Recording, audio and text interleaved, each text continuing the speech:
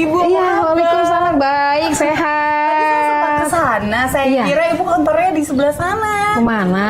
Itu loh yang di kampung budaya Betawi. Oh iya, ada kantor berikutnya itu. Oh, itu kantor berikutnya. Kantor Mungkin untuk kita bisa mewujudkan lihat ya. cita-cita untuk pelestarian budaya. Karena sebagai orang Betawi gitu. Nah ini kantornya ini apa nih Bu? Saya juga pengen tahu nih. Iya. Ngobrol-ngobrol. Di mana ngobrolnya? Bu Yus, Iya, tadi gimana, aku di Mbak? depan itu loh. Tadi aku kira Bu Yus ada di kantornya yang di Kampung Budaya Betawi. Oh iya. Untung aja dikasih tahu. Iya, Ternyata iya, Ibu iya. Kantor di sini nggak jauh loh ternyata. Iya, iya. Ngomong-ngomong ini kantornya kantor apa sih Bu? Ini sebetulnya begini, ini kantor tempat saya ada sedikit usaha. Jadi banyak beberapa aktivitas usaha yang saya dan keluarga besar itu memang sudah sejak lama ya, sudah dilakukan sudah sejak lama. Nah, jadi kadang-kadang saya ada di sini, kadang juga ke kantor budaya Betawi, begitu. Jadi ini ada karyawannya juga lumayan. Gitu. Oh, banyak ya aktivitasnya selain aktif di DPRD, kantor budaya Betawi, ada juga usaha di sini. Nah kalau ngomong-ngomong sekarang kesibukannya nih Bu, iya, sebagai seorang politisi sendiri, lagi ngapain nih Bu yang dibahas? Kalau di DPRD itu pekerjaan-pekerjaan biasa, ya rapat di komisi, kemudian rapat di fraksi setiap hari Senin pagi.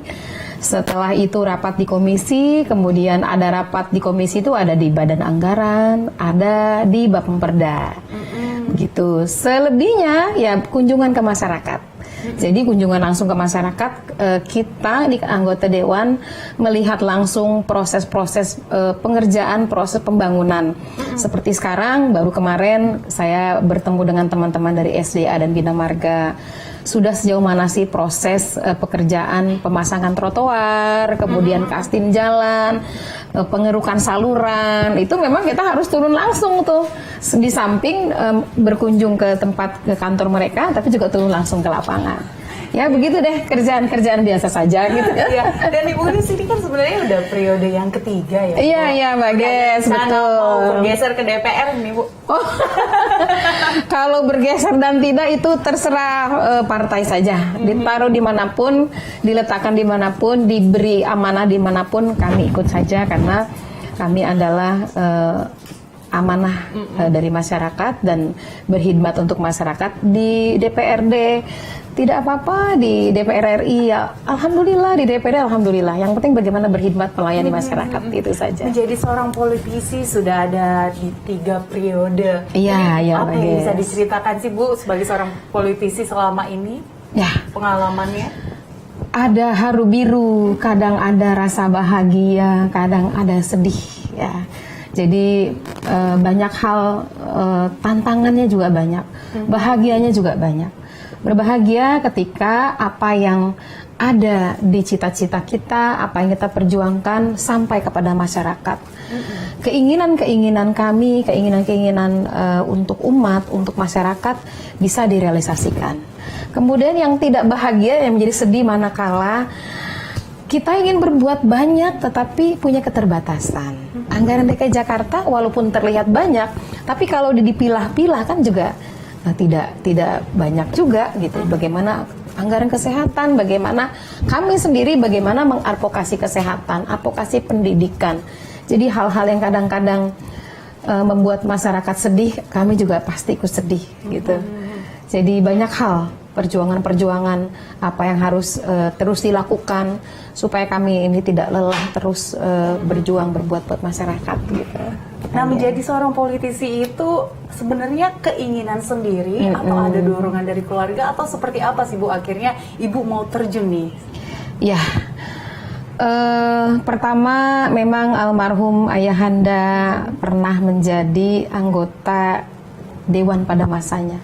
Pada masih masa banyak partai, beliau juga seorang pegawai negeri, kemudian beliau sehari-hari di Ketua Pengadilan Agama Bekasi. Kebetulan juga ada pondok pesantren, jadi almarhum ayah itu tokoh di sini sehingga banyak orang-orang sini belajar. Nah, bicara tentang wawasan politik itu di meja makan kami biasanya, di malam kami. Jadi kebiasaan nih ngaji sekolah di umum, kemudian pulang sekolah ngaji. Disitulah almarhum ayah menyampaikan pesan-pesan tentang kebangsaan, tentang kenegaraan, tentang bagaimana tugas kami ke depan. Itu terekam betul sampai hari ini. Misalnya bagaimana almarhum ayah bicara tentang Palestina pada masa itu, bagaimana tentang invasi perang Irak-Iran, bagaimana perang dingin antara Rusia dengan Amerika, itu ada di meja makan kami. Sambil sarapan ayah berbicara itu, dan banyak beliau cerita tentang pekerjaan-pekerjaannya di kantor, dibawa pulang. Kemudian dibacakan sejarah-sejarah Nabi. Kami belajar ilmu tarikh Islam ya kalau ngaji.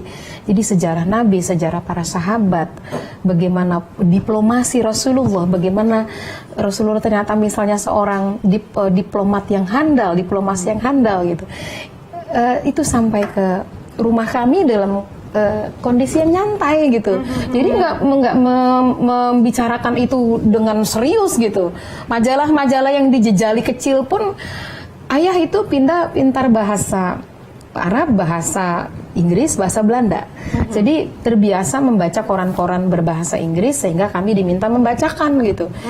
Lucunya yang dibaca itu misalnya pojok-pojok yang berkaitan dengan situasi nasional dan situasi internasional gitu. Jadi seperti kalau perpolitikan itu sudah terbiasa dari kecil sekali ya, Bu, itu ya? Menjadi sarapan kami, sarapan ruhani ya. Sarapan jasmani kan nasi goreng tuh orang Betawi gitu loh.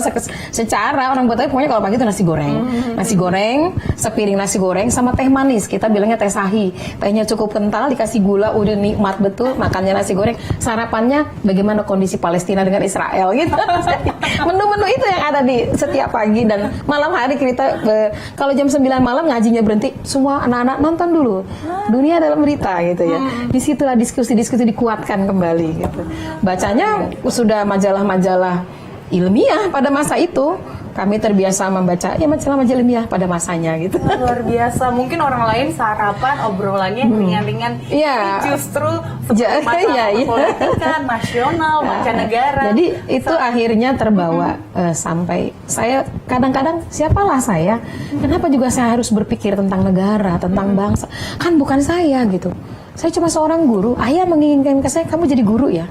Jadilah saya sekolah guru dengan dorongan orang tua. Ini punya yayasan, siapa lagi yang mau mewarisi